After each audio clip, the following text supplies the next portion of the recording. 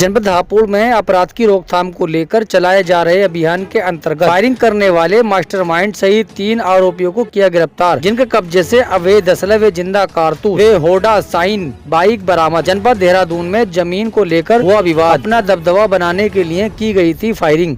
आइए लेते हैं सीधी जानकारी। आप देख रहे हैं सच का कारवानी। पत्रकार दिलशाद अहमद की रिपोर्ट, हापुड़।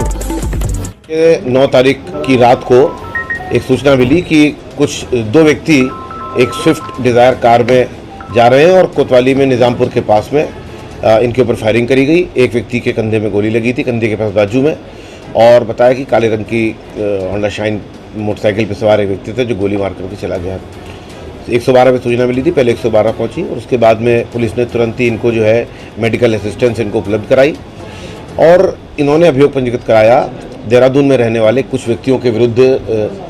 बाद में जब इनसे पूछताछ करी गई तो धीरे धीरे ये स्पष्ट हो गया कि ये इन्होंने अपने विपक्षियों को फंसाने के लिए जिनसे इनका देहरादून में विवाद चल रहा है, इन्होंने एक साजिश रच के और कुछ सहारनपुर, कुछ देहरादून, कुछ गढ़ में, कुछ हापुड़ नगर में, इस तरीके से कई जगह पे साजिश रच के एक पूरा प्लॉट तैयार किया, जिसके आधार पर स्वयं अपने ऊपर ही एक शूटर बुलवा करके उससे फायर करवाया और उसके बाद अपने विपक्षियों को फंसाने के लिए ये कार्रवाई रची है।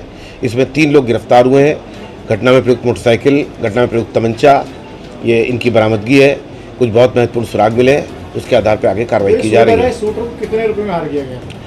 अभी जो पहले जो पता चला है पूछताछ में, कई बार उसने अपनी बात बदली है, लेकिन लगभग ऐसा लग रहा है कि 1.5 लाख रुपए के आसपास का ट्रांजेक्शन था। देखिए, जो दीपचंद नाम के व्यक्ति हैं जो डिब्रूगढ़ में रहते हैं, उनके पिताजी को कोई संपत्ति देहरादून में मिली थी। उस संपत्ति पर वहीं की एक स्थानीय महिला जो कि इनके दूर से इनके कहीं रिश्तेदार भी लगती हैं, उनसे मुकदमा चल रहा था, विवाद चल रहा था। उसी सिलसिले में देहरादून जाते रहते थे। कुछ प्रॉपर्टी ये बेच चुके हैं, कुछ प्रॉपर्टी को बेचने का प्रयास कर रहे थे, जिसमें अड़चन आ रही थी, जिसकी वजह से इन्होंने स्थानीय लोगों और अपने कुछ मदद मित्रों की सहायता से इस घटना को अपने ऊपर करवाया। इसके लिए ये गढ़ में भी रुके, कुछ दिन से गढ़ में रुके हुए थे, कुछ दिन हरिद्वार रुके थे। वहाँ भी इसका जानकारी तो ये हुई है कि वहाँ भी प्लान था कि पहले वहाँ पे करा जाएगा, मगर वहाँ पे किन्हीं कारणों से नहीं हो पाया, फिर गढ़ में नहीं हो पाया।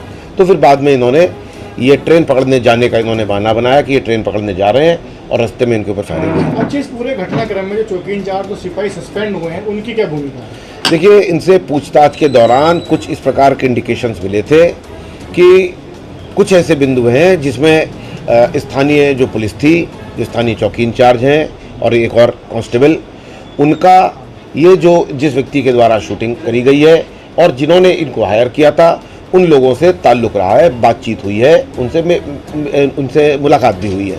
तो ये बहुत महत्वपूर्ण सूचना थी। अब इसकी गहराई में जाकर के इन बातों की जांच करी जाएगी, इसीलिए जो है उनके विरुद्ध कार्रवाई हो रही है। कहीं ऐसा तो नहीं है कि जो कि चौकी इंचार्ज उसी क्षेत्र में घटना हुई तो चौकी इंचार्ज का किसी घटना क्षेत्र में घटना हो?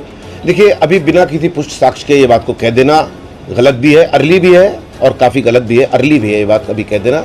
अभी हमको 24 घंटे के भीतर इन मुलजिमों को जेल भेजना है, हमारे पास में समय की बाध्यता होती है, इसलिए बहुत गहराई से हम उसकी पुष्टिकारक जानकारी नहीं कर पाए, लेकिन जल्दी हम इस बात की पुष्टिकारक जानकारी करेंगे। यदि किसी भी स्तर पर किसी व्यक्ति की संलिप्तता इसमें मिलेगी, उसके विरुद्ध भी इसमें दंडात्मक कार्रवाई की जाएगी। कौन सी चौकी क्षेत्र का मामला है? ये थाना हापुड़ नगर की चौकी टीपी नगर है।